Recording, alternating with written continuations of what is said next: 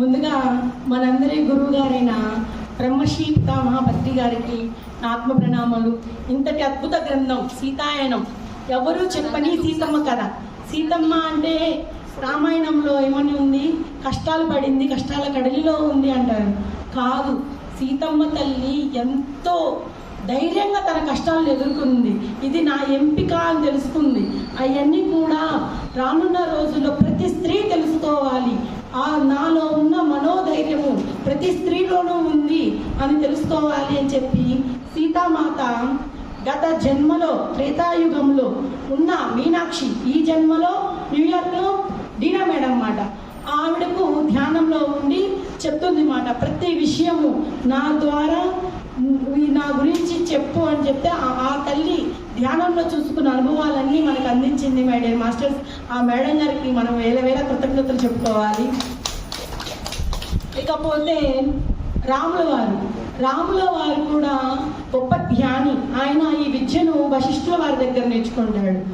రామ లక్ష్మణ భరత శత్రుఘ్నులు గురుకులానికి వెళ్ళి విద్యను నేర్చుకుంటుంటే అయోధ్య రాజైన దశరథుడు వాళ్ళని చూడకుండా ఉండలేకపోయేవాడు. ఎందుకంటే రాముడు అంటే అంత వెలుగు కాంతితో ఉంటాడు. ఆయన ఒక్కరోజు చూడకపోయినా ఉండలేకపోతాడు. అసలు నేను వెళ్ళి రాముడిని చూడాలి, ఆ రాముడు ఆయన చూస్తేనే నాకు ఎంతో ఆనందం అని చెప్పి అర్ధరాత్రి వేళ కూడా పరిగెత్తుకుంటా వెళ్ళి ఆశ్రమానికి వెళ్ళి రాముడిని దర్శనం చేసుకుంటాడు. ఇది గమనించిన వశిష్ఠుల వారు, అయ్యో ఇంత పుత్ర వ్యామోహమా, ఇది ఉండకూడదు అంటాడు. అంటే లేదు, ఆ రాముడి యొక్క ఆయనతో ఉంటే నాకెంతో ఆనందము, ఎన్నో రోజులయ్యింది అని వశిష్ఠుల వారి అంటే దూరంగా చూస్తున్న రామలక్ష్మణ భర్త శత్రుఘ్నులు తండ్రి గారు మన కోసం వచ్చారని చెప్పి పరిగెత్తుకుంటా వెళ్ళి హత్తుకుంటారు అన్నమాట. తర్వాత చెప్తాడు, ఇంకెంతకాలం, కొన్ని రోజులే, మా ఇక్కడ శిక్షణ పూర్తయినాక మన రాజ్యానికి మేము తిరిగి వస్తాము అని చెప్తే ఆ దశరథ మహారాజు తన రథం ఎక్కి ఆ అయోధ్య రాజ్యానికి వెళ్ళిపోతారు. నిజంగానే కొన్ని రోజులకు మన రాముల వారు అయోధ్య నగరానికి తన విద్యను పూర్తి చేసుకొని వెళ్ళిపోతారన్నమాట. వెళ్ళిపోయిన కొన్ని రోజులకు అశ్వమేధ యాగం జరుగుతుంది. అదేంటంటే అశ్వమేధ యాగం అంటే ఒక గుర్రాన్ని ఎంపిక చేసుకొని ఆ గుర్రము ఎంత దూరము వెళ్తే అంత దూరము వరకు ఈ అయోధ్య రాజ్యము విస్తరించబడుతుంది. ఎవరైనా ఆ గుర్రాన్ని ఆపేశారు అంటే అక్కడ యుద్ధం జరిగి ఆ యొక్క రాజ్యము ఈ అయోధ్యలో కలుపుకుంటారు అన్నమాట. అది అశ్వమేధ యాగం యొక్క విశిష్టత. అయితే నిజంగానే గొప్పగా అశ్వమేధ యాగం జరుగుతుంది. ఒక గుర్రాన్ని రాములు వారే సొంతంగా ఎంపిక చేసుకొని ఆ గుర్రాన్ని అశ్వమేధ యాగానికి పంపిస్తాడు. కానీ ఆయనలో ఎంతో దిగులు. ఎందుకంటే అశ్వమేధ యాగము పూర్తయ్యాక ఆ గుర్రాన్ని బలి వాసొస్తుంది అని చెప్పి తనలోనే బాధపడుతుంటాడు. దీనికి పరిష్కారం వెతకాలి. ఈ గుర్రము మన కోసము, మన రాజ్యం కోసము పరిగెత్తుతుంది, తిరిగి వచ్చినాక దాన్ని మనము భరివ్వాలా, ఇది ఎంతవరకు కరెక్ట్ అని చెప్పి ఆ రాముల వారు బాధపడతాడనమాట. దీనికి పరిష్కారం ఏంటి అని ఆలోచిస్తే ఒక ఆలోచన వస్తుంది. ఏంటంటే ఆ గుర్రం స్థానంలో బంగారు గుర్రాన్ని తయారు చేసి పెడతానని చెప్పి తనకున్న బంగారం అంతా కూడా కరగదీసి ఆ గుర్రం ఎంతైతే బరువు ఉంటుందో అంతే ఎత్తులో ఆ యొక్క గుర్రాన్ని తయారు చేసి సిద్ధంగా ఉంచుతాడు మన రాముల వారు. అయితే ఈ గుర్రము పరిగెత్తుకుంటూ వెళ్తుంది. ఎంత దూరం అంటే ఎన్నో రాజ్యాలను కూడా తన అయోధ్య రాజ్యంలో కలిసే విధంగా పరిగెత్తుకుంటా మిథిలా రాజ్యం దాకా చేరుతుంది. మేడం మాస్టర్స్, అక్కడికి వచ్చేటప్పుడు మిథిలా రాజ్యం ఎంటర్ అయ్యే టయానికి వైబ్రేషన్స్ అందుతాయి మన సీతమ్మకు. ఒక గుర్రము అలుపు లేకుండా, నీరు తాగకుండా, ఆహారం తీసుకోకుండా పరిగెత్తుకుంటూ వస్తుంది. అంతేకాదు ఆ గుర్రాన్ని కాలికి దెబ్బ తగిలింది, నేను వెళ్ళి అడ్డుకుంటాను అని చెప్పి సీతామాత పరిగెత్తుకుంటా ఒక తట్టలోమో ఆ గుర్రానికి కావలసిన గింజలు, ఒక తట్టలోమో నీరు తీసుకొని రెండు చేతులతో పట్టుకొని పరిగెడుతుంది. అది చూసి పరిగెత్తుకొని ఆ గుర్రాన్ని ఆపేస్తుంది మాట. ఎంటర్ కానీ ఇది మిథిలా రాజ్యానికి. అక్కడ ఉన్న ఆ గుర్రంతో పాటు వచ్చిన సైనికులు అడ్డుకుంటారు. ఎవరు నువ్వు, ఇంతటి సాహసం చేస్తావా, ఈ గుర్రాన్ని ఆపే సాహసం నీకు ఎలా వచ్చింది, ఈ గుర్రమని ఆపితే ఏం జరుగుతుందో తెలుసా అని చెప్పి సీతమ్మని అడుగుతారు. నాకు తెలుసు ఏం జరుగుతుందో, ఒకసారి మీరు ఆ గుర్రాన్ని చూడండి, ఆ గుర్రం ఎలా ఉందో చూడండి. ఆ గుర్రానికి కాలికి దెబ్బ తగిలి రక్తం కారుతున్నా కానీ మీ శ్రేయస్సు కోసం పరిగెడుతూ వచ్చింది, ఆహారం కూడా తీసుకోలేదు, ఎంత అలసిపోయింది, ఆ గుర్రం బాధ మీకు తెలియడం లేదా అని చెప్పంటుంది. అలా అంటుండగానే ఆ సైనికులకి, అమ్మా నువ్వెవరు అసలు అని అడుగుతారు. అడిగితే నేను మిథిలా రాజకుమార్తెని, మా నాన్నగారు జనక మహారాజు అని చెప్పంగానే నిజమే కదా, ఒకప్పుడు మనం చెప్పుకున్నాము జనక మహారాజు దశరథ మహారాజు మంచి మిత్రులు, వాళ్ళు కష్టాల కాలంలో కూడా బాగా పాలు పంచుకున్నారు అనమాట. అవునా అమ్మా, సరే నువ్వు కట్టే వేసి గుర్రానికి సపర్యలు చెయ్యి అని చెప్పి అక్కడున్న సైనికులు జనక మహారాజుతో మాట్లాడటానికి వెళ్తారు. సీతామాత ఆ గుర్రాన్ని సేద తీరుస్తుంది అన్నమాట. అయ్యో ఈ గుర్రానికి రక్తము ఏరులై పారుతుంది అని చెప్పి తనకు ఉన్న కొమ్మును, తన చీర కొమ్మును చుంచి ఆ గుర్రానికి కట్టుకడుతుంది. ఆకుల పసలు పూసి ఆ రక్తం కారకుండా కట్టుకడుతుంది మాట.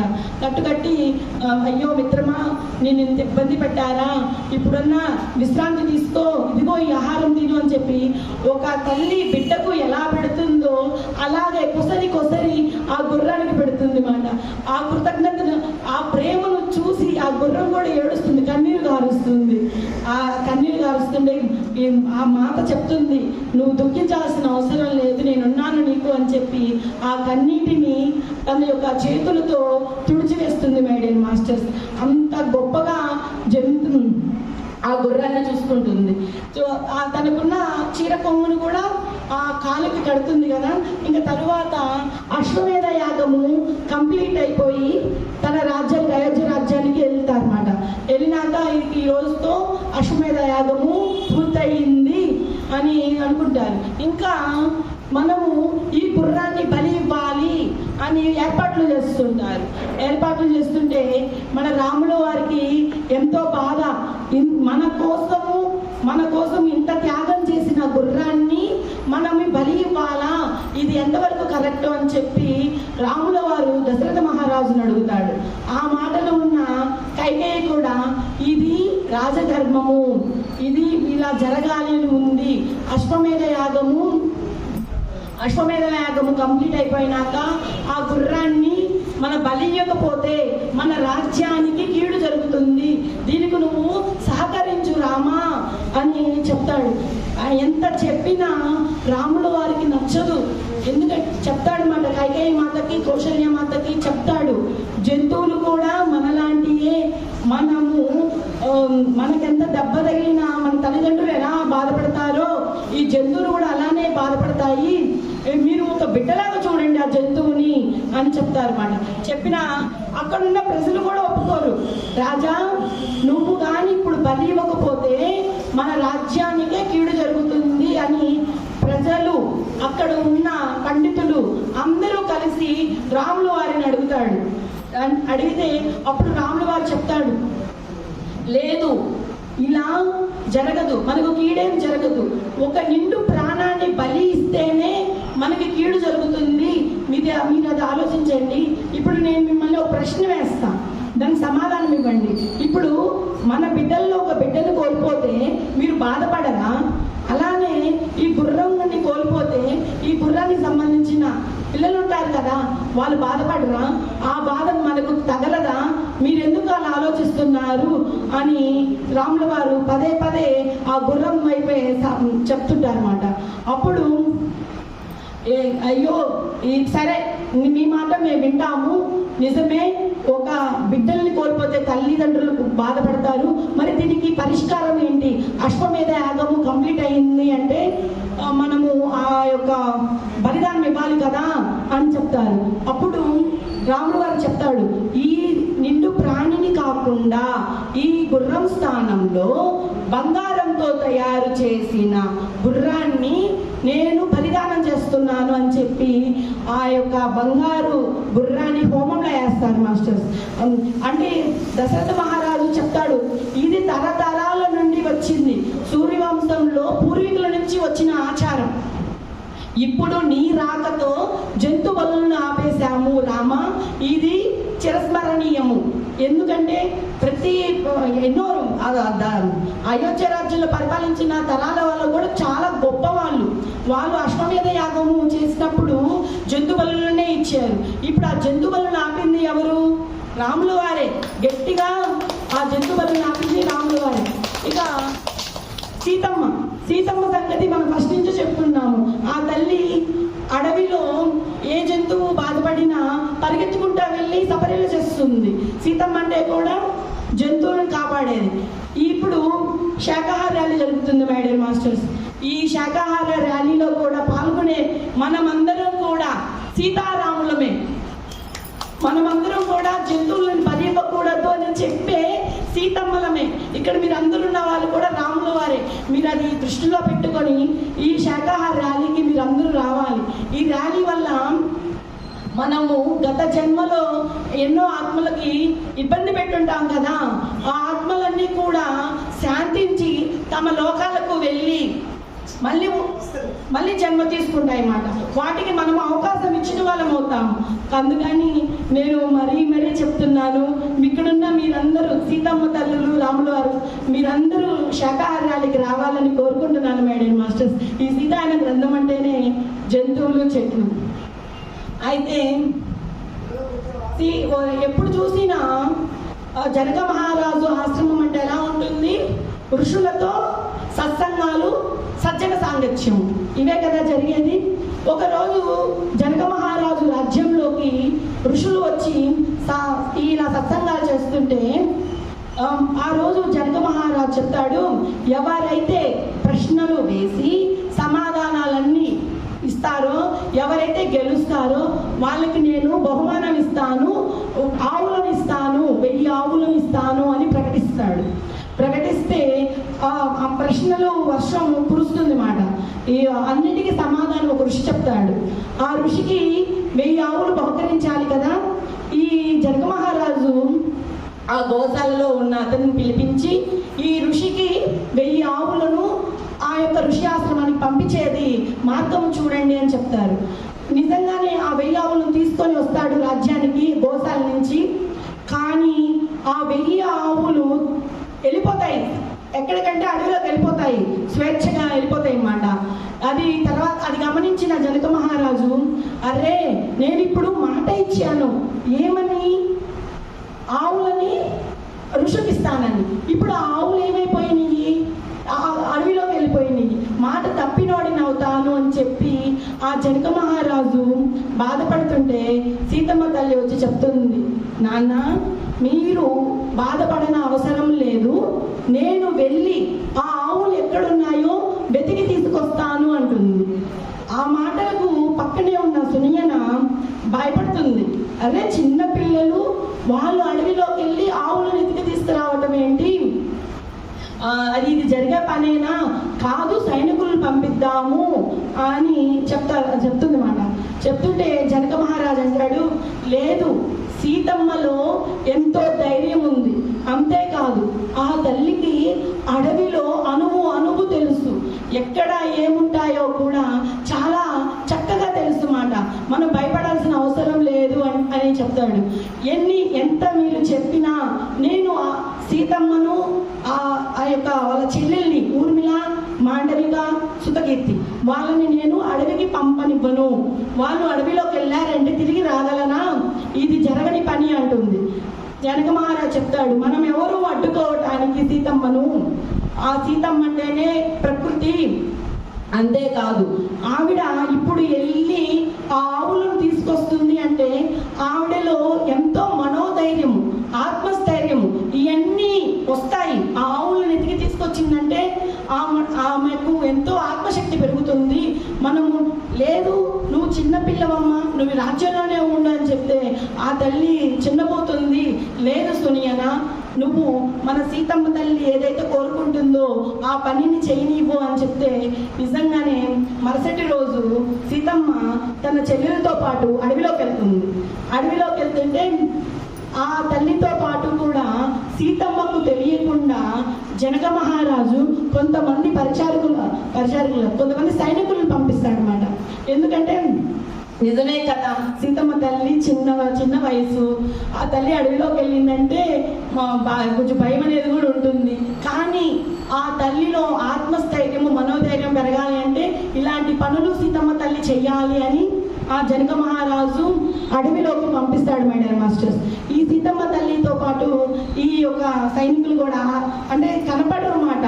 వీళ్ళు ఎటు వెళ్ళినా కానీ ఏ చెట్టు చాటునో ఏ కొండ చాటునో దాముకొని ఆ సీతమ్మ తల్లిని ఫాలో అవుతారు. ఎంత దూరం వెళ్ళి వెతికినా ఆవుల జాడ కనపడదు. అప్పుడు అక్కడున్న సైనికులు అనుకుంటారు, ఇంకా మనము దట్టమైన అడవిలోకి వెళ్తున్నాము, ఇంకా ఈ యొక్క ఆవులు మనకు కనపడటం లేదు, మనం తిరిగి వెళ్దామా అని అనుకుంటారు.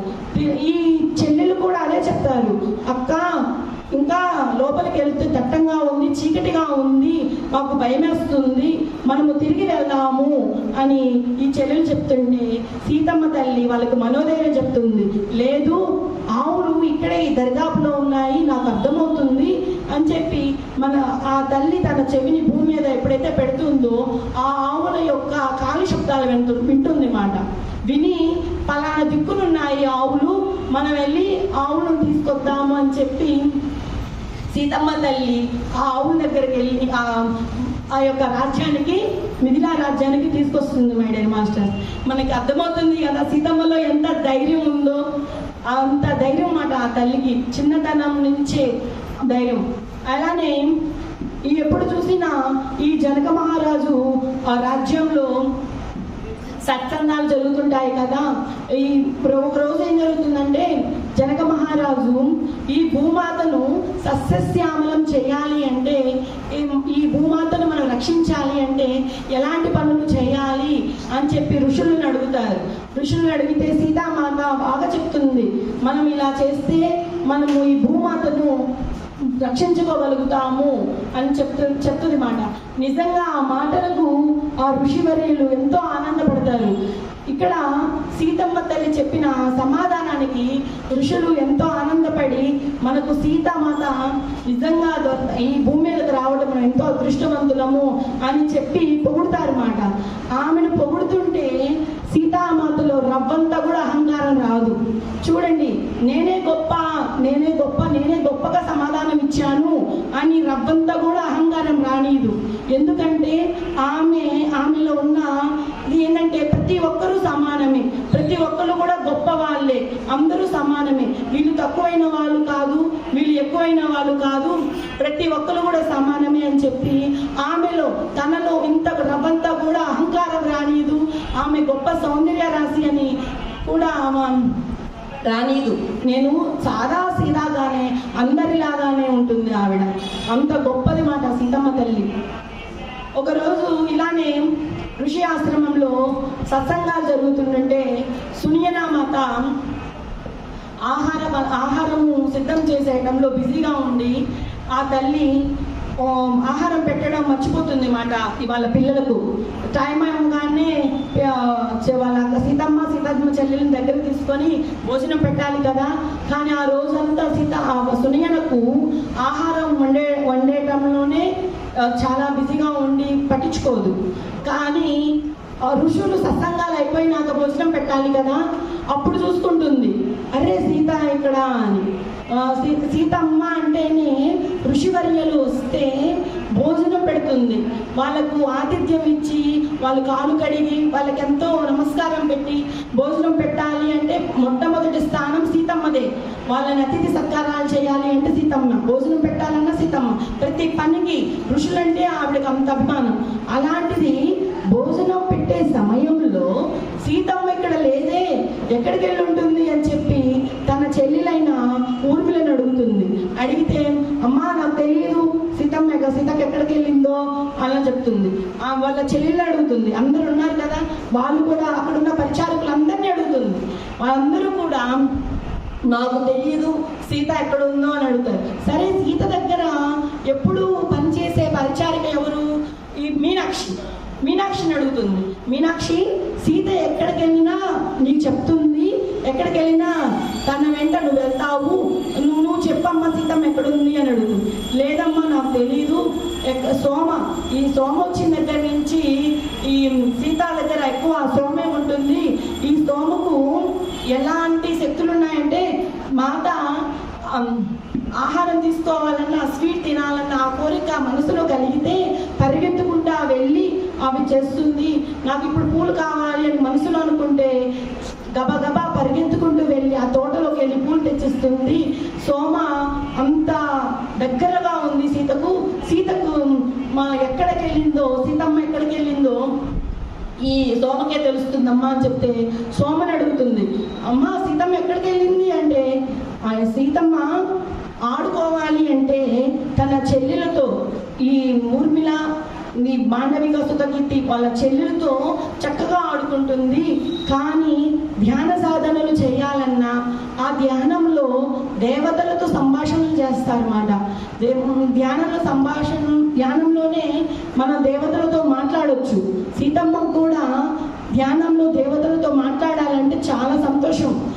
ఈ ధ్యానం చేయాలి అంటే సీతమ్మ చెప్పా పెట్టకుండా అడవికి వెళ్తుంది అని ఈ సోమ చెప్తుంది. మై డియర్ మాస్టర్స్, చెప్పంగానే అయితే నువ్వు త్వరగా వెళ్ళి సీతమ్మను తీసుకొని రా, ఇక్కడ ఋషులకి భోజనం పెట్టే సమయం అయ్యింది అని చెప్పంగానే సోమ పరిగెత్తుకుంటా వెళ్ళి అడవిలోకి వెళ్ళి చూస్తుంది. అక్కడ సీతమ్మ తల్లి గొప్ప ధ్యాన స్థితిలో ఉంది. ఎంత లేపినా తల్లి లెగవదు. అప్పుడు సోమకు అర్థమవుతుంది ఏంటంటే నా శక్తి చాలదు ఈ తల్లిని ఈ లేపాలి అంటే నేను వెళ్ళి జనక మహారాజుకు చెప్తాను అని చెప్పి జనక మహారాజు దగ్గరకు వెళ్తుంది మాట. వెళ్తే ఈ లోపల మీనాక్షి కొంతమంది పరిచారకులు వీళ్ళందరూ కూడా జనక మహారాజు వీళ్ళందరూ వెళ్ళి లేపడానికి వెళ్తారు. వెళ్తే ఈ అమ్మాయి మీనాక్షికి దారిలో పెద్ద బండరాయి తగిలి రక్తం కారుతుంది మాట. ఆ కాలి గోరు ఇలా వెళ్ళిపోతుంది. ఎంతో బాధ. అయినా కానీ సీతమ్మ ధ్యాన స్థితిలో ఉండిపోయింది. ఆవిడను నేను లేపాలి అంటే నేను పరిగెత్తుకుంటానే వెళ్ళి చెప్పాలి అని చెప్పి వెళ్తుంది. ఈ మీనాక్షి కూడా జనక మహారాజుకు చెప్తుంది, అసలు ఎంత ధ్యాన స్థితిలో ఉంది అంటే మా వల్ల కాలేదు, మీరు రావాల్సిందే మీ మాత దగ్గరకు అంటే జనక మహారాజు అడుగుతాడు, అమ్మ మీనాక్షి నీ కాలు దెబ్బ తగిలింది కదా, నువ్వు ఇక్కడే ఉండు మేము వెళ్తాము అంటే, కాదు నాకు ఇదేం పెద్ద దెబ్బ కాదు, నాకు సీతామాత కళ్ళు తెరిచి చూడడం నాకు ఆనందం, నేను వెళ్తాను, నేను కూడా వస్తాను మీతో పాటు అని చెప్పి జనక మహారాజుతో మీనాక్షి వస్తానని గట్టిగా పట్టుబడుతుంది. మై డియర్ మాస్టర్స్, అప్పుడు జనక మహారాజు మీనాక్షిని చెప్తాడు, అమ్మా సీతమ్మ గొప్ప ధ్యాన స్థితిలో ఉంది కదా, ఆమె లెగవగానే ఆమెకు ఆకలి దప్పికలు అవుతాయి, మీతో పాటు వచ్చే పరిచారకులకి కొంచెం నీరు, కొంచెం ఆహారము, మెత్తని దిండ్లు తీసుకొని రండి అని చెప్పి అక్కడ ఉన్న సైనికులకు కాగడాలు వెలిగించుకొని అడవిలోకి వెళ్తారు. మై డియర్ మాస్టర్స్, వెళ్ళినాక జనక మహారాజు ఆవిడున్న గొప్ప ధ్యాన స్థితి చూసి ధ్యానంలో ఆవిడ ఏ లోకాల్లో ఉందో తెలుసుకోవాలని గొప్పగా ధ్యాన సాధన చేస్తారు. ఎంత ధ్యాన సాధన చేసినా ఆవిడ ఏ లోకాల్లో ఉందో తెలుసుకోలేకపోతాడు. అప్పుడు జనక మహారాజుకు అర్థమవుతుంది, నా వల్ల కాదు ఈ సీతమ్మను మళ్ళీ తిరిగి ఈ లోకానికి తీసుకురావాలి అని, నా శక్తి సరిపోవటం లేదు. మీనాక్షి సోమకు చెప్తాడు మాట, సోమ నువ్వు వెళ్ళి మిథిలా రాజ్యానికి వెళ్ళి అక్కడ ఉన్న ఋషులను, చుట్టుపక్కల ఉన్న ఋషులను అందరినీ తీసుకొని రా, అందరినీ తీసుకొని వస్తే ఇక్కడ మనము ధ్యాన సాధన, అందరి శక్తితో మనము ధ్యాన సాధన చేసి ఆ తల్లిని మనం ఈ లోకానికి తీసుకొద్దాము అని చెప్పి అక్కడి నుంచి సోమను పంపిస్తారన్నమాట. సోమ వెళ్తుంది, వెళ్ళి అక్కడ ఉన్న ఋషులకు చెప్తుంది, సీతామాత గొప్ప ధ్యాన స్థితిలో ఉన్నారు, జనక మహారాజు వల్ల కాలేదు ఆ తల్లిని భూమి మీద తీసుకురావటము, ఇక్కడి నుంచి మిమ్మల్ని అందరినీ తీసుకురమ్మన్నారు అంటే గార్గి మాత, ఎంతో మంది ఋషులు, సుదూర ప్రాంతాల నుండి ఋషులు అందరూ కలిసి ఆ సీతమాత ఎక్కడైతే ధ్యానంలో ఉందో అక్కడ వెళ్ళి చుట్టూరా కూర్చొని ధ్యాన స్థితిలోకి వెళ్తారు. గొప్ప ధ్యాన స్థితి అసలు ఎంత బాగుంటుందంటే ఋషులందరూ కలిసి ధ్యానం చేస్తే గొప్పగా ఆ అసలు తెల్లటి కాంతి వలయం ఏర్పడుతుంది అన్నమాట. చూడటానికి కూడా చాలా అందంగా ఉంటుంది. ఇంకా మధ్యలో లెగుస్తారు, ఋషులందరూ లేచి మాట్లాడుకుంటారు. నేను ధ్యానంలో ఇలాంటి అనుభూతి చెందాను, ఇలా దేవతలతో మాట్లాడాను అని సంభాషణలు చేసుకుంటారు. కానీ వాళ్ళలో బాధ ఏంటంటే సీతామాత ఇంకా తిరిగి రాలేదు, ఆమె ధ్యాన స్థితిలో నుంచి ఇంకా పైకి రాలేదు. మనము ఏం చేద్దామంటే, మీరులో కొంతమంది ఋషులు వేదాలను పఠించండి. మీరు ఎప్పుడైతే వేదాలను పఠిస్తారో ఆ శక్తితో కూడా మేమందరము ధ్యానంలో ఉంటాము అని చెప్పి కొంతమంది ఋషులు వేదాలను పఠిస్తుంటే కొంతమంది ఋషులు గొప్పగా ధ్యానంలోకి వెళ్ళిపోతారు. మై డియర్ మాస్టర్స్, అయితే ఆ ధ్యానంలో జనక మహారాజు అడుగుతాడు, సీతమ్మ నువ్వు తిరిగి లోకానికి రావాలి, నువ్వు వచ్చి భూమాత మీద చేయవలసిన పని ఎంతో ఉంది అని చెప్పి ఆ ధ్యానంలో అడుగుతుంటాడు. జనక మహారాజుకి అర్థమైపోతుంది సీతామాత కొన్ని క్షణాలలో భూమికి వస్తుంది అని. అర్థమైపోయి కళ్ళు తెరుస్తాడు. అది కళ్ళు తెరుస్తుంటే అక్కడ చూసిన మీనాక్షి వాళ్ళందరూ అనుకుంటారు, అరే ఏంటి జనక మహారాజు అప్పుడే కళ్ళు తెరిచాడు, మన సీతమ్మ ఇంకా కళ్ళు తెరవలేదు కదా అని అనుకుంటారు. మీనాక్షితో జనక మహారాజు చెప్తాడు, సీతమ్మ తిరిగి వస్తుంది, కొన్ని క్షణాల్లో సీతామాత ఈ భూమి మీదకి వస్తుంది అని చెప్తారన్నమాట. సూర్యోదయం కాగానే అసలు ఆ సూర్యుని కిరణాలు, ఆ ఋషులు ధ్యానం చేస్తున్న చుట్టూ ఆ కిరణాలు, ఆ చిలకలలాడే పక్షులు, అక్కడ ఉన్న జంతువులు అన్నీ కూడా ఆ ఋషుల చుట్టూ గుమిగూడుతాయి. ఎందుకంటే అక్కడ గొప్ప ధ్యాన స్థితి జరుగుతుంది, అక్కడ వేదాలను పఠిస్తున్నారు. ఆ వాతావరణం అంతా కూడా ఎలా ఉంటుందంటే మనము వేరే లోకంలో ఉన్నామా, ఇంత అద్భుతంగా ఉంది ఇక్కడ అన్నట్టుగా ఉంటుంది మాట. మీనాక్షితో ఉన్న ఈ తోటి పరిచారకులు అనుకుంటారు, ఈ ప్రదేశము మనము వేరే లోకంలో ఉన్నట్టుంది కదా అని చెప్పి అనుకుంటారు. నిజంగానే ఆ లోకం అలానే ఉంటుంది. కాసేపటికి సీతమ్మ కళ్ళు తెరుస్తుంది. కళ్ళు తెరవగానే అప్పుడు చూడగానే ఎదురుగా జనక మహారాజు ఉంటాడు. ఆ తల్లి అమ్మ జనక మహారాజు చూడగానే, నాన్నగారు మీరేంటి ఇక్కడ ఉన్నారని అడుగుతుంది. సీత, నువ్వు ఎప్పుడు వచ్చావో తెలుసా నీకు? నువ్వు ఋషులకు ఆతిథ్యం ఇవ్వాలి అంటే, వాళ్ళకు భోజనం పెట్టాలి అంటే నువ్వే మొదటి స్థానంలో ఉండి భోజనం వడ్డిస్తావు. అలాంటిది నువ్వు ఇక్కడ ఉండటం వలన ఆ ఋషులకు భోజనం కూడా చేయకుండా నిన్ను ఈ ధ్యాన స్థితిలో నుంచి బయటికి తీసుకురావడానికి నీ ఇక్కడికి వచ్చారు, వాళ్ళు ఇంకా భోజనం చేయలేదు అని చెప్తారు అన్నమాట. చెప్పంగానే, అయ్యో నన్ను క్షమించండి, నేను ధ్యానం చేసి తిరిగి ఎమ్మటే వద్దామనుకున్నాను, కానీ గొప్ప జ్ఞాన స్థితిలోకి వెళ్ళిపోయాను. కానీ నన్ను ఒక అతను కలిశాడు, అందువల్లే నేను మాట్లాడుతూ అక్కడే ఉండిపోయాను, నన్ను క్షమించండి, మీరు వెళ్ళి మిథిలా రాజ్యానికి వెళ్ళి ఆతిథ్యం స్వీకరించండి, నేను కాసేపట్లో తిరిగి వస్తాను అని చెప్పి సీతామాత అక్కడున్న ఋషులను అక్కడున్న పరిచారకులతో పాటు మిథిలా రాజ్యానికి పంపిస్తారు. మీరు వెళ్ళి భోజనం చేయండి, నేను వస్తున్నాను అని. జనక మహారాజుకు అర్థమైపోతుంది సీతామాత ఆ గొప్ప జ్ఞాన స్థితిలో ఎవరిని కలిసి ఉంటుంది అని. జనక మహారాజు అడుగుతాడు, అమ్మా నువ్వు ఆ జ్ఞాన స్థితిలో ఎవరిని కలిసావు, ఎవరిని కలిస్తే నువ్వు మళ్ళీ ఈ లోకానికి తిరిగి వచ్చావు తల్లి అంటే ఆ తల్లి చెప్తుంది, నన్ను వివాహం చేసుకునే అతను సాక్షాత్తు నారాయణుడే, అతను నన్ను వివాహం చేసుకుంటానన్నాడు త్వరలో, అతని ప్రేమ వల్లే నేను కళ్ళు తెరిచాను. అతను చెప్తున్నాడు నేను ఇంకా భూమాతకు సేవ చేయాలంట.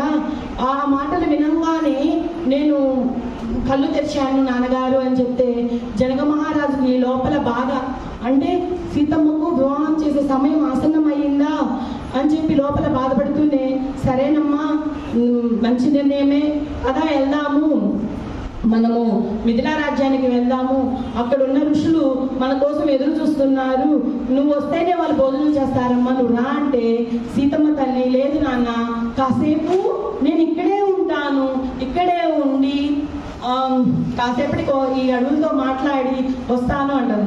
జనక మహారాజుకి లోపల భయం, ఎందుకంటే మళ్ళీ ధ్యానంలోకి వెళ్ళిందంటే మళ్ళీ ఆ యొక్క మళ్ళీ ఆ తల్లిని భూమి మీద తీసుకురావాలి అంటే ఎంత కష్టపడాలో మేము అని చెప్పి, లేదు నిన్ను ఒక్కదాన్ని మేము విడిచిపెట్టి వెళ్ళము, మేము ఇక్కడే ఉంటాము, నీతో పాటే మిథిలా రాజ్యానికి వస్తాము అన్నారు. ఇది వింటున్న సీతమ్మకు అర్థమైపోతుంది, మా తండ్రి గారు నన్ను ఎందుకు ఇలా అంటున్నారో, నేను ఎక్కడ ధ్యానం చేస్తే మళ్ళీ మిథిలా రాజ్యానికి వెళ్ళను. నా తండ్రి గారికి అర్థమైనట్టుంది. నాన్న లేదు లేదు, నేను ధ్యానం చేయను, నీకు మాటిస్తున్నా, నేను ఇక్కడ కాసేపు ఉండి చెట్లతో మాట్లాడుకొని నేను వస్తానని నీకు మాటిస్తున్నానని చెప్తే జనక మహారాజు ఒక్కడే మిథిలా రాజ్యానికి వెళ్తాడు. సీతమ్మ తల్లి కాసేపు అక్కడే ఉండి చేద తెచ్చుకొని మీనాక్షి వైపు చూస్తుంది. మీనాక్షి ఎలా ఉంటుంది, కాలికి దెబ్బ తగిలి రక్తం కారిపోతూ ఉంటుంది. అది చూసిన సీతమ్మకు లోపల బాధ, ఏం తల్లి ఏమైంది నీ కాలికి అని అడుగుతుంది.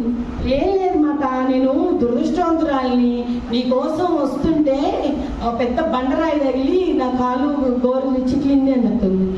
ఎందుకు నువ్వు పదే పదే దురదృష్టవంతురాలివి అని ఎందుకు అనుకుంటున్నావు, నువ్వు దురదృష్టవంతురాలివి కాదు తల్లి అని అంటుంది. మాత, మీరు చూస్తున్నారు కదా, నా కుటుంబంలో నాకు ఎవరైనా తోడున్నారా? ఏదో మీరు వచ్చిన దగ్గర నుంచి మీ ఆటలు మీ పాటలు చూస్తూ నేను సంతోషంగా ఉన్నానే, కానీ నాకంటూ ఈ జీవితంలో ఎవరున్నారు మాత అని చెప్తుంది. అని చెప్పంగానే సీతమ్మ చెప్తుంది, మేడం మాస్టర్స్, నేను నిన్ను చూస్తున్నప్పటి నుంచి నీ మీద నల్లటిది ఒక పొగ లాంటిది మేఘం లాగా తిరుగుతూ ఉంది నీ శరీరం చుట్టూ.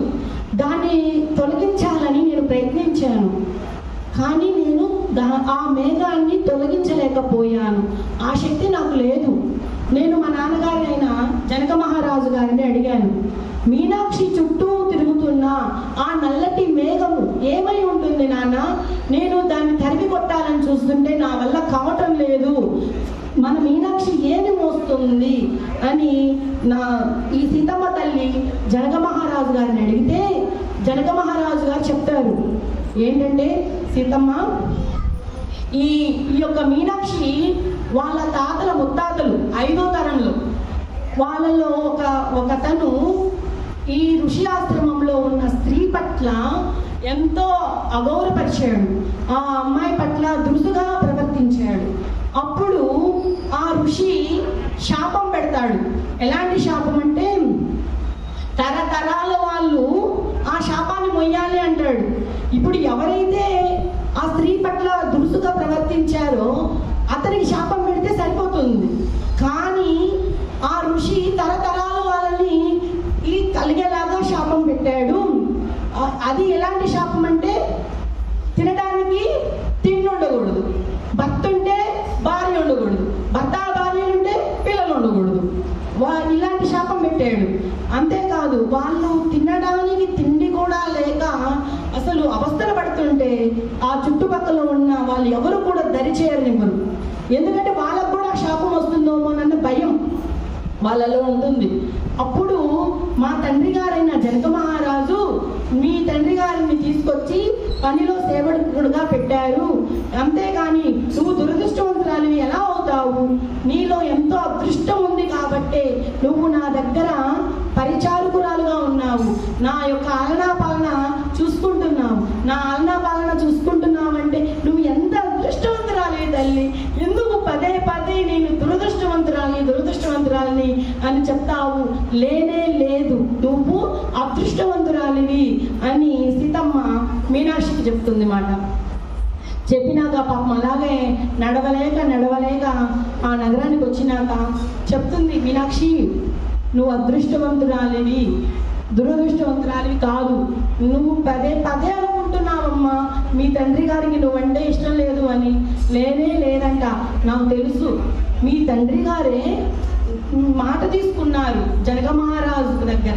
ఏమనంటే, నిన్ను నా దగ్గర పనిచేసే పరిచారకురాలుగా నియమించమని మీ తండ్రి గారు మా తండ్రి గారి దగ్గర మాట తీసుకున్నారు. అందుకే నువ్వు నా దగ్గర పనిచేసే పరిచారకురాలుగా ఉన్నావమ్మా.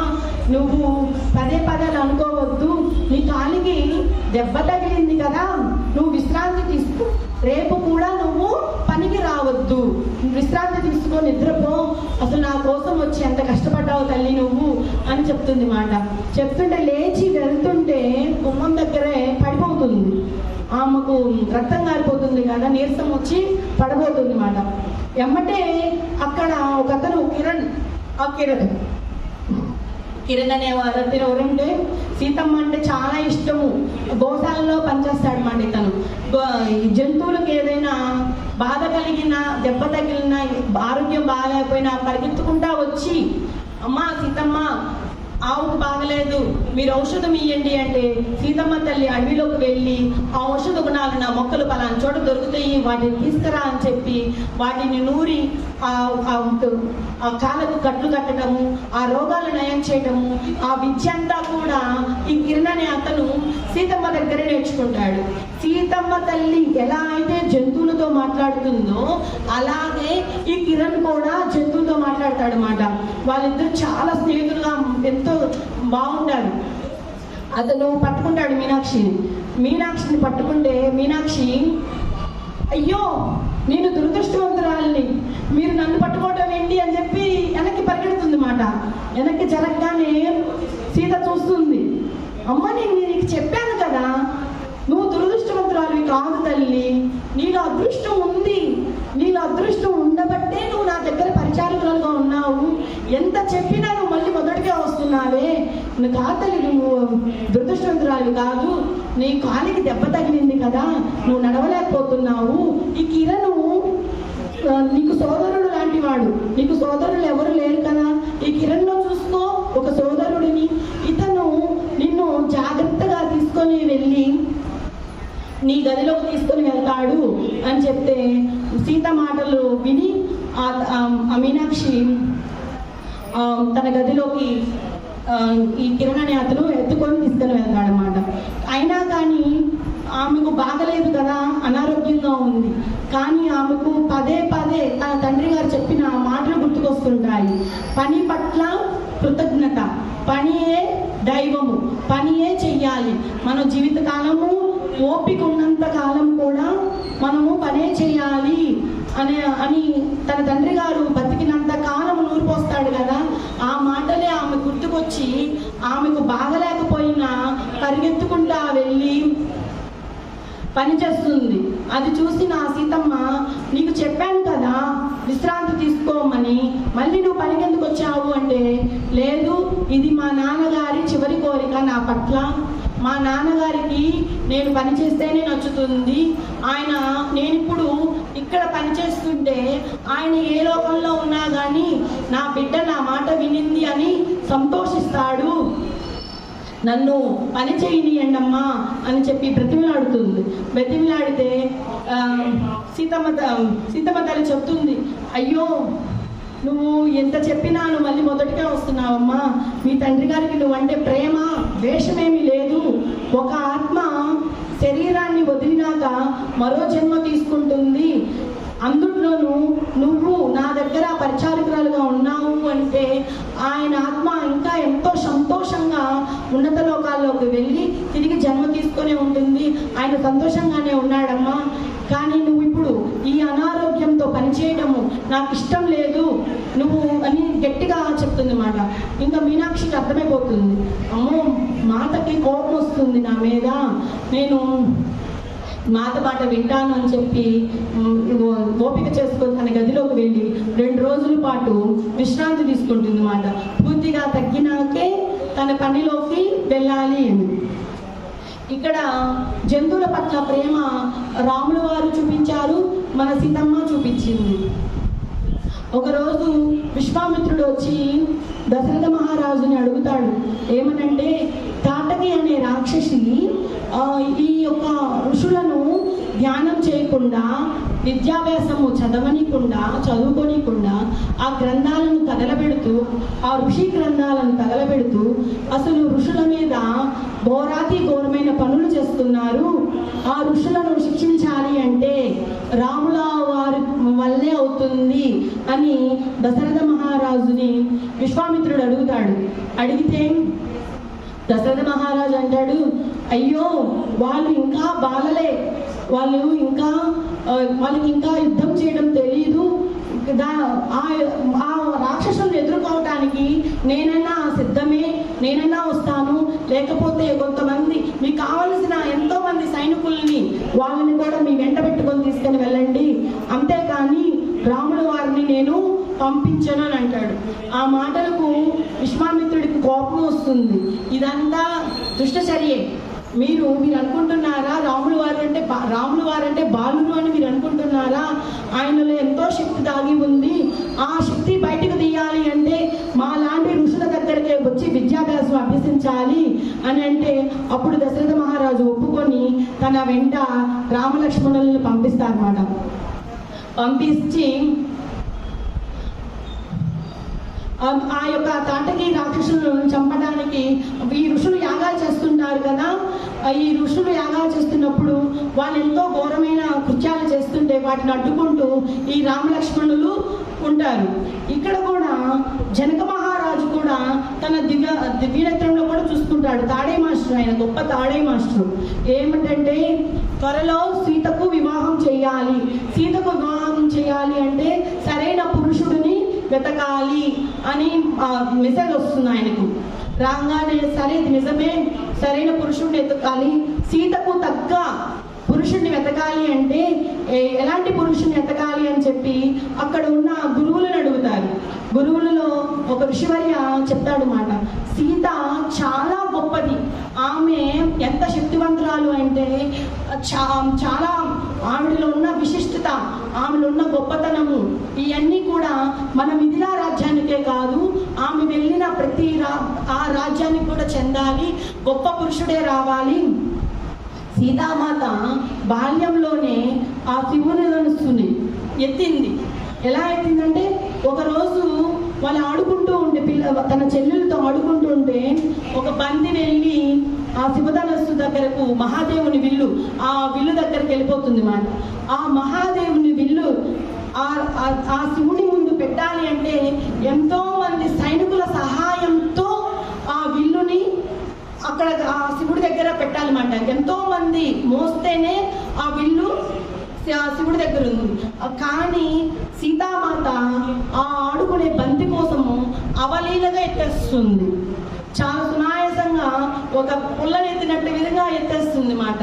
అది చూసిన ఋషివర్యులు చెప్తారు, ఆ రోజుల్లోనే సీతామాత బాల్యంలో ఉన్నప్పుడే అది చూసిన ఆ దృశ్యం చూసిన ఋషివర్యులు చెప్తారు, ఈ మహాదేవునికి విల్లు ఎవరైతే ఎక్కి పడతారో వాళ్ళే సీతామాతకు తగిన పురుషుడు. మీరు ఆ పురుషుని ఎతగాలి అంటే దండోరా వేయించండి, ఆహ్వానం పలకండి. ప్రతి రాజ్యంలో కూడా రాజు ఎవరైతే ఆ మహాదేవుని విల్లు ఎత్తుతారో వాళ్ళకి సీతనిచ్చి వివాహం చేపిస్తాను అని ఆహ్వానం ఇవ్వండి అని ఆ ఋషివర్య చెప్తాడు అన్నమాట. అది గుర్తుకొస్తుంది జనక మహారాజుకి. ఎవరైతే మహాదేవుని విల్లు ఎక్కి పెడతారో వాళ్ళకి ఈ సీతమ్మ నుంచి వివాహం చేయాలని గుర్తుకొచ్చి ప్రతి రాజ్యంలో కూడా ఈ యొక్క ప్రకటన అనేది వెళ్తుంది. అంతేకాదు మేడం మాస్టర్స్, ఇక్కడ జనక మహారాజు దగ్గర మహాదేవుని విల్లు ఉందని రావణుడు తెలుసుకుంటాడు. ఈ రావణుడు తెలుసుకొని మహాదేవుడికి భక్తుడంటే ఎవరో కాదు, నేనే అమితమైన భక్తుడిని, నాకు మహాదేవుడి అంటే ఎంత ఇష్టం అంటే నన్ను మించిన భక్తుడు శివుడికి లేడు. అలాంటిది ఆ మహాదేవుని విల్లు అంత చిన్న రాజ్యమైన మిథిలా రాజ్యంలో ఉండడానికి కారణం ఏంటి, నేను వెళ్ళి ఆ విల్లును తీసుకొచ్చేస్తాను అని చెప్పి రావణుడు ఆ మిథిలా రాజ్యానికి వస్తాడు. వచ్చి అడుగుతాడు జనక మహారాజుని, ఈ విల్లు మీ మిథిలాలలో కన్నా మా యొక్క లంకలో ఉంటే బాగుంటుంది, అసలు ఎంత చిన్న రాజ్యము మీ రాజ్యము, మా రాజ్యము అసలు బంగారంతో ఉంటుంది, బంగారంతో మిలమిలా మెరిసిపోతుంటుంది, మా రాజ్యం విశాలమైనది, మీ రాజ్యం చాలా చిన్నది అని అవహేళన చేస్తుంటాడు. చేస్తూ ఇంకా చెప్తాడు, ఈ విల్లు శివభక్తుడైన రావణుడికే సొంతం, మీకు కాదు, మాకు ఇచ్చేయండి ఈ విల్లుని అని రావణుడు జనక మహారాజుని అడుగుతాడు. అడిగితే జనక మహారాజు చెప్తాడు, ఇది మా తరతరాల నుండి వచ్చింది, నేను ఈ విల్లుని ఇవ్వను. ఎందుకంటావు? ఈ విల్లు ఎక్కడ ఉంటే అక్కడ రాజ్యము సస్యశ్యామలంగా ఉంటుంది. మాకు రాజ్యాలను విస్తరించాలన్న కోరిక కూడా లేదు. రాజ్యాలను విస్తరించాలి అంటే యుద్ధం జరగాలి. యుద్ధం జరిగిందంటే రక్తపాతం జరుగుతుంది. రక్తపాతంతో పాటు ఒక తల్లిదండ్రులు బిడ్డల్ని కోల్పోతారు, బిడ్డలు తల్లుల్ని కోల్పోతారు, తండ్రులు కోల్పోతారు. ఎంతో విధ్వంసం జరుగుతుంది. ఆ విధ్వంసాన్ని మేము చూడము, మాకు చూడటానికి కూడా ఇష్టం లేదు. మిథిలా రాజ్యం అంటేనే భూమాతకి ఎంతో ఇష్టము. అలాంటి రాజ్యంలోని ఈ విల్లు ఉండాలే కానీ నీ లంకలో కాదు, నేను ఇవ్వను అని చెప్పి ఎదురు చెప్తాడు మాట జనక మహారాజు. ఆ మాటలు విన్న రావణాసురుడికి ఇంకా కోపం వస్తుంది. ఏంటి, నువ్వు ఇయ్యవా? నువ్వు ఇచ్చేదేంటి? నేనే పెకిలించుకొని తీసుకెళ్తాను అంటాడు రావణాసురుడు. చూడండి ఎంత అహంకారం అతనికి. సరే నీ వల్ల అయితే తీసుకెళ్ళు అని జనక మహారాజు కూడా సవాల్ విసురుతాడు మాట. నిజంగానే రావణాసురుడు ఆ విల్లును ఎత్తలేకపోతాడు. తన శక్తినంతా ఉపయోగించి ఆ విల్లుని ఎత్తుకెళ్ళి తీసుకెళ్లాలనుకుంటాడు. కానీ ఆ విల్లు పైకి లెగవదు మై డియర్ మాస్టర్స్. ఇంకా అవమానంతో ఇదంతా కూడా సీతమ్మ తన బాల్యంలో చూస్తుంటుంది, రావణాసురుడు ఇంత దురంకారుడా అని. ఇంకా అక్కడిని చేసేదేమీ లేక ఏమో ఇక్కడే ఉంటే నా పరువు పోతుంది అని చెప్పి అదృష్టమయ్యి లంకలోకి వెళ్ళిపోతాడు మాట. ఇంకా జనక మహారాజు సునియనతో చెప్తాడు, మనము సీతకు వివాహం చేసే సమయం వచ్చింది సునియన అంటాడు. ఆ మాటలు విన్న సునియనకు మనసులో బాధ. అరే, ఆమె అప్పుడే వివాహం చేసుకునేంత వయసు వచ్చిందా? వీళ్ళు ఇంకా చదువుకుంటూనే ఉన్నారు కదా, ఆటలు ఆడుకుంటూనే ఉన్నారు కదా, ఆ తల్లికి మనం వివాహం చేసి పంపించేస్తున్నామా? ఏంది ఇలా జరుగుతుంది అని అడుగుతుంది. అడగగానే జనక మహారాజు, ఇది జరగాలని జరుగుతుంది సునియన, సీతకి వివాహం చేయాలి. మీరేమనుకుంటున్నారు? అసలు మన రాజ్యాన్ని పరిపాలించేది సీతే అని ప్రజలందరూ అనుకుంటున్నారు. మీ తరువాత తరము సీతే రాజ్యం పరిపాలించేది. అలాంటిది మీరు పెళ్లి చేసి ఇంకో రాజ్యానికి పంపించేయాలనుకుంటున్నారా అని అంటారు. మనం ప్రజలకు అన్యాయం చేసిన వాళ్ళం కామా అని అడుగుతుంది. లేదు, నేను అలా అనుకోలేదు. ఈ మిథిలా రాజ్యాన్ని పరిపాలించే రాణిగా సీతని నేను అనుకోలేదు. నేనేమనుకున్నానంటే సీత ఇక్కడ నేర్చుకున్న విద్య, అడవిలలో నేర్చుకున్న విద్య, ఈ విద్యనంతా కూడా తను ఎక్కడికైతే వెళ్తుందో అక్కడున్న ప్రజలందరికీ కూడా నేర్పాలి అనుకుంటున్నానే కానీ సీతమ్మ తల్లి ఈ మిథిలా రాజ్యంలోనే ఉండి ఇక్కడే ప్రజలకు సేవలు చేస్తూ ఉండాలని నేను అనుకోలేదు సీత అని సునీనుతో సీతమ్మ గురించి చెప్తాడనమాట. అరే నిజమా? ఇది నిజంగా సీతమ్మ తల్లికి వివాహం జరిగి వెళ్తే ఇక్కడ ప్రజలు ఎంత దుఃఖిస్తారో మీకు అది అర్థం కావట్లేదా అని అడుగుతుంది. అంటే జనక మహారాజు అంటాడు, బాధ ఎవరికైనా బాధే, కానీ మనము ఆ తల్లికి వివాహం చేసే సమయం వచ్చింది సునియనా, నువ్వు ధైర్యం తెచ్చుకో. ఆ తల్లి ఒక్కసారిగా వివాహం చేసుకొని వెళ్ళింది అంటే నువ్వు ఎంతో బాధపడతావు. ఆ తల్లికి వివాహం చేసే సమయంలో నువ్వు దుఃఖించకూడదు, నీకు నేను ముందుగానే చెప్తున్నాను అని జనక మహారాజు సునియనగా చెప్తాడు. కానీ సీతమ్మ మాత్రం చక్కగా అసలు పొలాల్లోకి వెళ్తుంది మై డియర్ మాస్టర్స్. ఆ తల్లికి పొలంకి వెళ్ళి ఆ రైతులకి విత్తనాలు ఎలా నాటాలి, ఎలాంటి భావనలు ఇచ్చి ఆ విత్తనాలను భూమిలో పెడితే మనకి శరీరము దృఢంగా ఉండి ఆరోగ్యవంతులు అవుతాము, ఆ బోధనను ఆ రైతులకు చెప్పడానికి సీతమ్మ వెళ్తుంది. ఎప్పుడు నిరంతరము ఆ వ్యవసాయం చేయడానికి నేర్పించడానికి, ఆ వ్యవసాయంలోని మెలకువలు నేర్పడానికి ఆ సీతమ్మ తల్లి పొలాలకు వెళ్తుంది. పొలాలకు వెళ్తే అక్కడ ఉన్న రైతుల్ని బ్రతిమలాడుతుంది. ఏమనంటే, నాకు నాగలిని ఇవ్వండి, నేను కూడా పొలం దున్నుతాను అని. ఒక మహారాణి నాగలిని తీసుకొని పొలం దున్నుతుందా? అది విన్న రైతులు, అమ్మా సీతమ్మ, ఆ నాగలిని ఎత్తాలంటే మా వల్లే కాదు, నువ్వు చూడటానికి సుగుణాల రాసివి, నువ్వు నాగలిని ఎత్తుకోవటం ఏందమ్మా అంటే, కాదు నాకు ఆ నాగలిని ఎత్తి పట్టుకొని భూమిని దున్నుతుంటే ఎంత ఆనందమో నేను చెప్పనవసరం లేదు. నా ఆనందం మీరు నా కళ్ళలో చూడండి, మీరు నాకు దయచేసి ఆ నాగలిని ఉంది అక్కడ ఉన్న రైతుల్ని. ఇంకా అక్కడ ఉన్న రైతులు కూడా ఈ సీతమ్మని బ్రతిమలాడడం చూసి, అమ్మా మమ్మల్ని నువ్వు బ్రతిమలాడించాల్సిన అవసరం లేదు తల్లి, నువ్వు మాకెంతో బోధన చేస్తున్నావు. ఈ యొక్క విత్తనాలు నాటే విధానంలో మనం ఎలాంటి సంకల్పాలు విత్తనాలకు ఇవ్వాలో, మెరుగైన పంట ఎలా పండాలో ఇంత చక్కగా మాకు చెప్తావు. ఈ యొక్క నాగల్ని మేము ఇవ్వమా, తీసుకోండి, మీకు కావలసినట్లు దున్నండి అని చెప్తే సీతమ్మ తల్లి ఎంతో సునాయాసంగా ఆ నాగలిని భూమిలో పెట్టి దున్నుతుందన్నమాట. ఆ మాటకు సమయం చిక్కిందంటే వ్యవసాయం నేర్పించాలి ప్రజలకు, వ్యవసాయంలో ఉన్న మెలకువలు నేర్పించాలి అని చెప్పి తనొక్కటే ఆ వ్యవసాయంలో ఉన్న మెలకువలు కూడా సీతమ్మ తల్లి చక్కగా ప్రజలకు చెప్తుంది.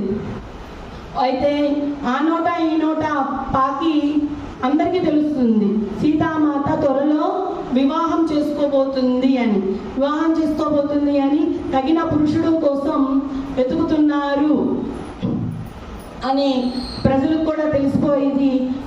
సీతామాతకు పెళ్లి వివాహం అవుతుందా, వాళ్ళలో ఆనందము ఉంటుంది, కానీ ఆ తల్లి మన దగ్గర నుండి వెళ్ళిపోతుందా అని బాధ కూడా ఉంటుంది మాట. ఇక్కడ కూడా రాముల వారు కూడా ఈ విశ్వామిత్రుడు తీసుకొస్తాడు కదా తాటకని చంపడానికి. ఆ యొక్క హోమం జరుగుతుంటే ఆ హోమంలో రక్తముతో మోసిన కుండలను వేయటము, ఆ హోమాన్ని భగ్నం చేయటము, పెద్ద పెద్ద గాలులు వానలు రప్పియడము, ఆ అగ్నిని ఆర్పివేయటానికి శత విధాలుగా పనిచేస్తుంటారు అన్నమాట రాక్షసులందరూ కూడా. ఆ రాక్షసులను చంపుతూ ఈ రామలక్ష్మణులు కూడా యుద్ధాలు చేస్తుంటారు, ఆ హోమాన్ని రక్షిస్తూ. వాళ్ళ ధ్యాన సాధనలు కొనసాగించాలి కదా. ఎట్టకేలకు రాముడు తాటకి అనే స్త్రీని చంపేస్తాడు. చంపేసినాక ఇంకా అక్కడున్న ఋషులందరూ కూడా రాముల వారికి లక్ష్మణుల వారికి కృతజ్ఞతలు తెలుపుతారు. మీరు ఉండటం వల్లే, మీరు యుద్ధం చేయటం వల్లే మేము ఈ ఋషి గ్రంథాలను దాచిపెట్టుకోగలిగాము. ఈ ఋషి గ్రంథాలను దాచిపెట్టడం వల్ల భావి తరాలలో భవిష్యత్తులో పిల్లలకు విద్యను నేర్పించడానికి ఈ పుస్తకాలు, ఈ గ్రంథాలు తగలబడకుండా మీరు కాపాడారు అని చెప్పి వాళ్ళు కృతజ్ఞతలు తెలుపుతారు మాట అక్కడ ఉన్న ఋషివర్యులు. విశ్వామిత్రుడు కూడా చెప్తాడు ఏమనంటే,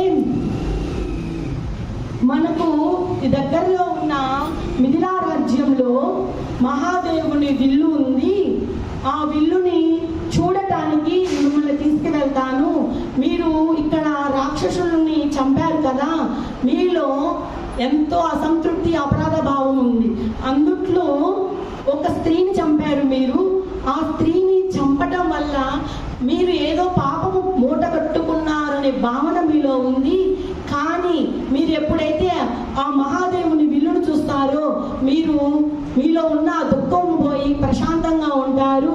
మిమ్మల్ని నేను మిథిలా రాజ్యానికి తీసుకువెళ్తాను అని చెప్పి విశ్వామిత్ర మహర్షి ఈ రామలక్ష్మణులు తోడుపెట్టుకొని మిథిలా రాజ్యానికి వస్తారు. మేడం మాస్టర్స్, ఇంత అద్భుతమైన గ్రంథం సీతాయన గ్రంథం రాసిన ఈ డీనా మీడియం మేడం గారికి కృతజ్ఞతలు తెలుపుకుంటూ మీ యొక్క అనుభవాలు చెప్పండి మేడం మాస్టర్స్.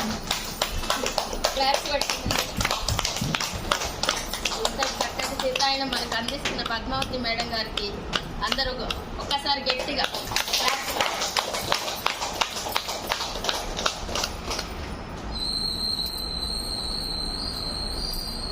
సీతాయనం అనే సబ్జెక్ట్ మీ అందరికి చక్కగా అర్థమవుతుందా? అర్థమవుతుందండి. రాలేదు. సీతాయనం సబ్జెక్టు మీకు అర్థమవుతుందండి. ఏదన్నా అర్థం కాకపోతే అడగచ్చు, మళ్ళీ అమ్మ చెప్తుంది. ఏదైనా కానీ అంటే అలానే తెలిసి తెలియకుండా అలా ఉండకూడదు, క్లుప్తంగా అన్ని అడిగి తెలుసుకోవాలి. అంటే ఆ కాలంలో నాగలి అనేది ధ్యానం ద్వారా జనక మహారాజు నాగలిని తయారు చేయటం వల్లనే అప్పటి నుండి ఇప్పటికి కూడా రైతులు ఆ నాగల్ని ఉపయోగించగలుగుతున్నారు. అసలు రైతులు భూమి దున్ని వ్యవసాయం చేయబట్టే మనకి ఆహారం అనేది అందుతుంది. ఆహారం అనేది లేకపోతే మన జీవనానికి, మన శరీరానికి కావాల్సిన ఆహారం ఎక్కడి నుండి వస్తుంది? ఇది గ్రహించే భూమాత సీతాదేవి ద్వారా మనకు ఆహారాన్ని ఎలా పండించుకోవాలి అనేది తెలియజేసింది అన్నమాట. దాన్ని మనం తరతరాల నుండి కూడా కాపాడుకుంటూ వస్తున్నాం. అది ఈ రోజున వ్యవసాయం అనేది తగ్గిపోతున్నప్పుడు, అనావృష్టి ఇవన్నీ రావటం వల్ల మనకి ఆహారం అనేది కొరత ముందు రోజుల్లో రాబోతుంది. కాబట్టి మన ధ్యానం ద్వారా వ్యవసాయదారులకు కూడా ధ్యానం నేర్పించి వ్యవసాయం ఎలా చేయాలి, ధ్యానం చేస్తూ కూడా విత్తనాలని ధ్యాన స్థితిలో ఆ పొలంలో వరి నాటిన వరి అంటే ఇవి నారుమళ్ళు వేసేటప్పుడు కూడా అందరికీ పని వాళ్ళకి ధ్యానం నేర్పించి ఆ వరి నారుమడులు ఎప్పుడైతే వేస్తారో ఆ పంటలు కూడా సస్యశ్యామలంగా పండి ఆ ధాన్యాన్ని మనం స్వీకరించడం వల్ల ఆహారము మన పరిపుష్టిగా మన శరీరానికి దివ్యమైన ఔషధంగా పనిచేసి అనారోగ్యాలు కూడా తొలగిపోతాయి. అంటే ఆ రోజుల్లోనే మనకి ధ్యానం అనేది సీతాదేవి మనకి నాటిందనమాట. ధ్యానం అనేది మనకి అప్పట్లోనే సీతాదేవి జన్మ తీసుకొని జనక మహారాజు కాలంలో ఉన్నప్పుడే ధ్యానం అనేది శ్వాస మీద ధ్యాస అనేది సీతాదేవి చేసి మనకు అందించింది. కానీ ఈ మధ్య తరాలలో ఎవరికి కూడా అది మనకి కాదు, ఒట్టి ఋషులకే, ఇది మనకు కాదు, సంసారం చేసుకునే వారికి కాదు, ఇది కేవలం ఋషివర్యులు తపస్సు చేస్తారు అనే భావంతో ఇంతవరకు ఎవరు కూడా ధ్యానాంధ్రులకి గృహిణులు కానీ సంసార పక్షంలో ఉన్నవారు కానీ ధ్యానం అనేది తెలుసుకోలేకపోయారు.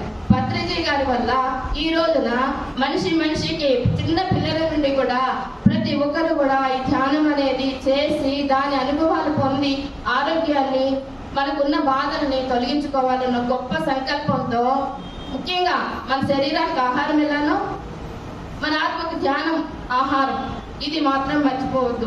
శరీరానికి మనం 2 పూట్ల ఆహారం ఎలా ఇస్తున్నామో మన ఆత్మకి రోజులో 1 గంట ఆహారంగా ధ్యానం ఇవ్వాలి. ఎప్పుడైతే ఈ ధ్యానం అనే ఆహారం మనం ఆత్మకి ఇస్తామో మనకు రావాల్సినది విశ్వం మనకి చక్కగా అందిస్తుంది.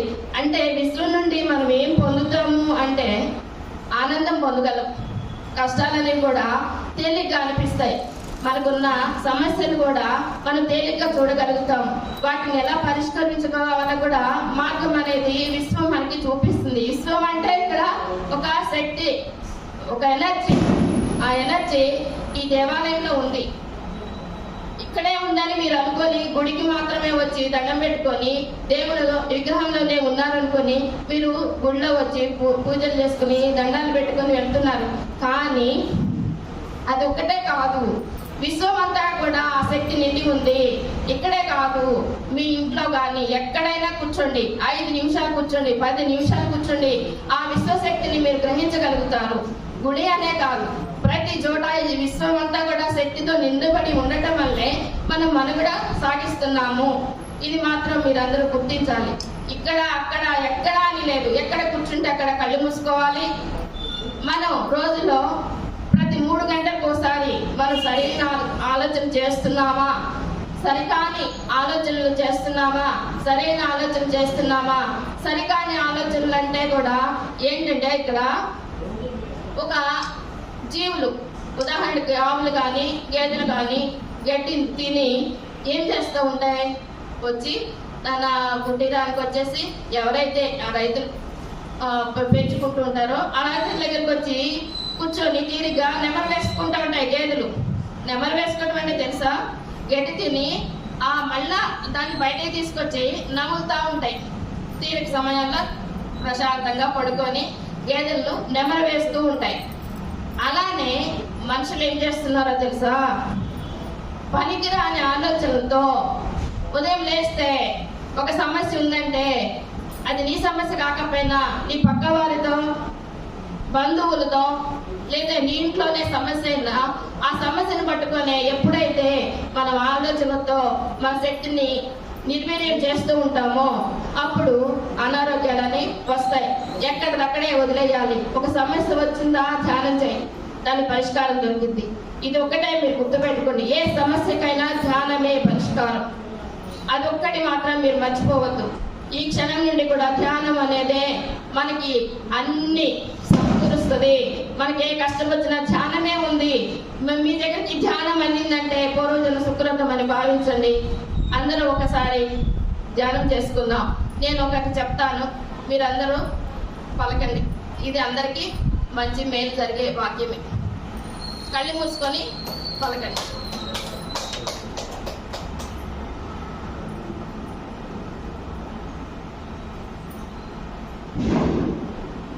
అందరూ కళ్ళు మూసుకోండి. ధ్యాన స్థితిలోకి రండి.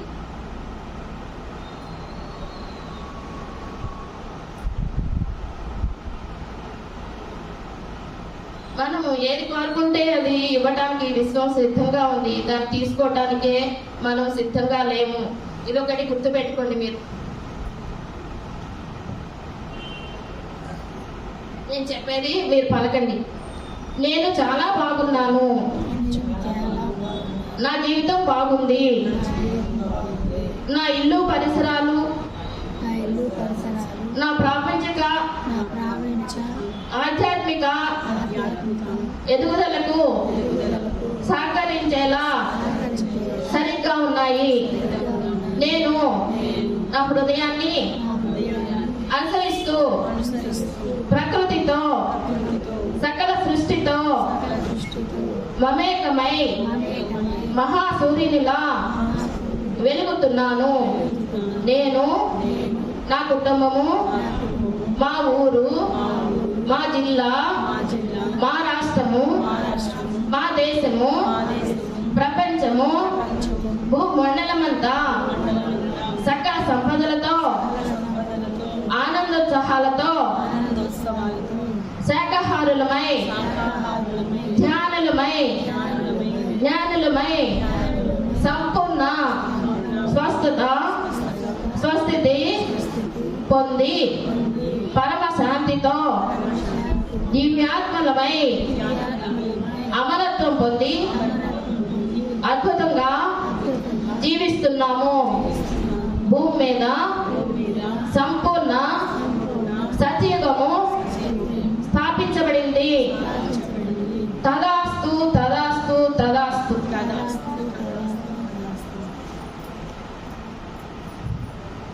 Thank you masters. అందరం ఒక 5 నిమిషాలు ధ్యానం చేసుకొని చక్కగా ముగిద్దాం.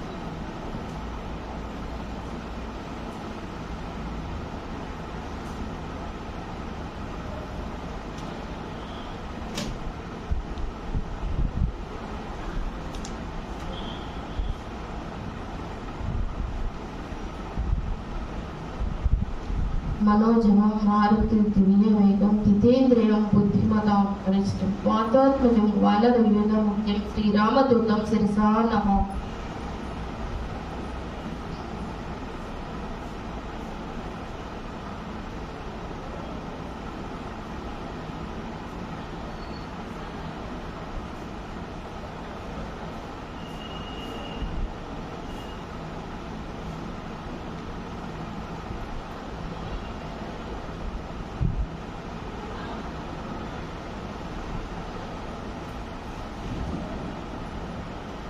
శ్వాస మీద ధ్యాస పెట్టాల్సిందే. శ్వాస మీద ధ్యాస వలన జీవిత లక్ష్యం తెలుస్తుంది.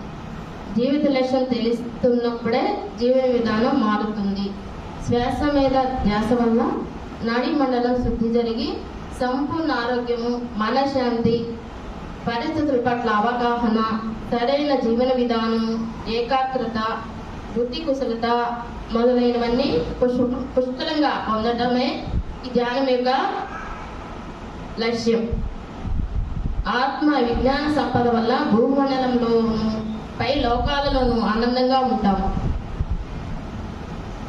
ధ్యానం వల్లనే మనశ్శాంతి, ధ్యానం వల్లనే ఆనందం, ధ్యానం వల్లనే ఆరోగ్యం, ధ్యానం వల్లనే జీవన ముక్తి. శ్వాసే మన గురువు. శరీరానికి ఎలా ఆహారం ఇస్తున్నామో మన ఆత్మకు ధ్యానము అనేది ఒక ఆహారం ఇవ్వాలి ప్రతిరోజు.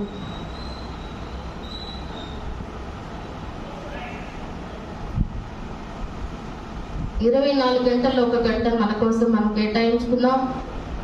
మనలో ఉన్న జ్ఞాన జ్యోతిని మనం వెలిగించుకుందాం.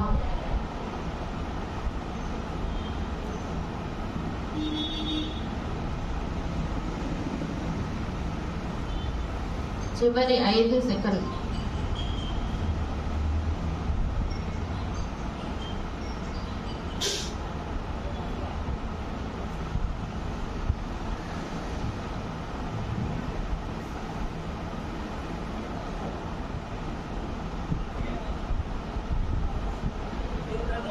ఐదు, 4, 3, 2, 1, 0.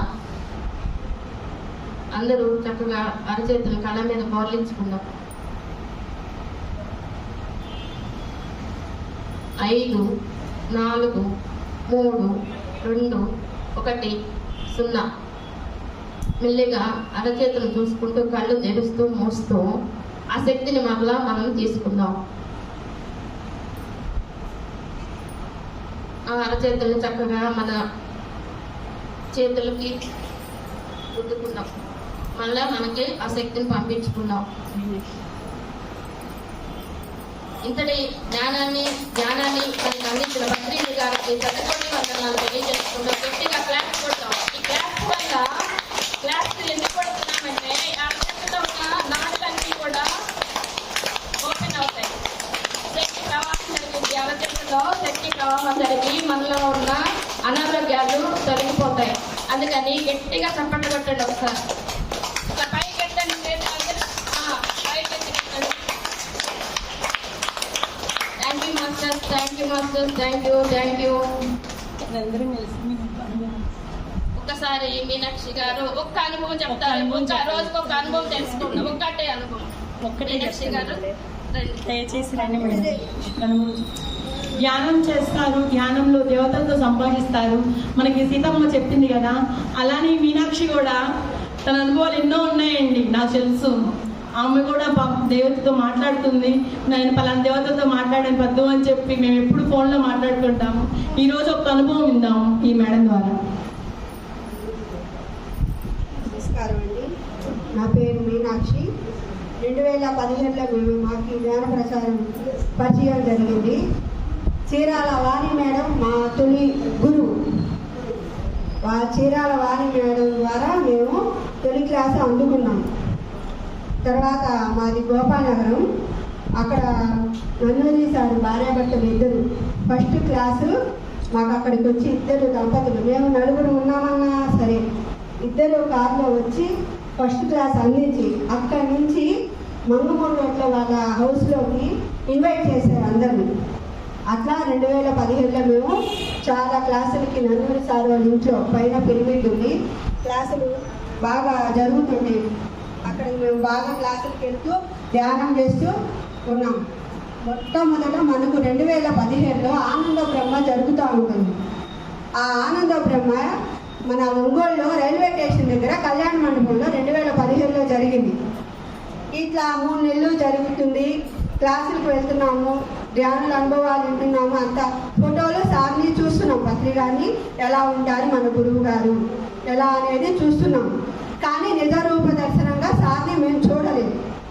ఆ రోజు ఆనంద బ్రహ్మ క్లాస్కి మార్నింగ్ 5 గంటలకి అఖండ ధ్యానము ఫస్ట్ రోజు మేమందరం అటెండ్ అయ్యాం. వాల్ పోస్టర్లు మనకు సార్ వస్తున్నారంటే ఎంతో అద్భుతంగా ఆ లైన్ అంతా చివరి దగ్గర నుంచి ఉండటం, అంత సార్ పెద్ద పెద్ద పోస్టర్స్ అలా ఎలా ఉన్నారు, డ్రెస్సింగ్ ఎంతో అద్భుతంగా.